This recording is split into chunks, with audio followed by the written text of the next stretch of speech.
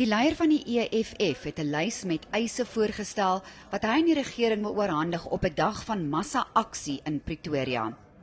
Die EFF eis dat die regering gratis hoër onderwys moet verskaf en dat president Jacob Zuma onmiddellik moet bedank. Hy vra ook vir die bedanking van die nasionale direkteur van openbare vervolging, Shaun Abrams. Malema het bygevoeg dat hy nie kan waarborg die massa-optog gaan vreedsaam verloop nie. Every street in Pretoria must be occupied.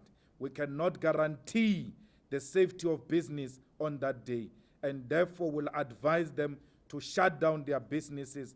Malema het die regering en die omstrede Gupta-familie daarvan beskuldig dat hulle staatshulpbronne misbruik om minister Pravin Gordhan uit sy pos te dwing. 2 dagvaardings is intussen op Malema beteken net na sy nuuskonferensie vanoggend. Die klagtes hou verband met toesprake wat hy gemaak het, waarin hy mense aanmoedig om oop grond onwettig te beset. Die eerste toespraak was in Desember 2014 in Bloemfontein en die tweede in Junie vanjaar. If you see a piece of land, don't apologize and you like it. Go and occupy that land. That land belongs to us.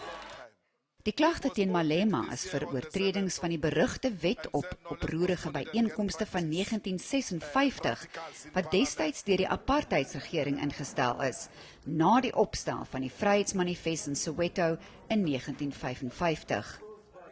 Die staat voer aan dat Malema EFF-lede opgesweep, aangespoor en opdrag gegee het om grond onwettiglik te beset.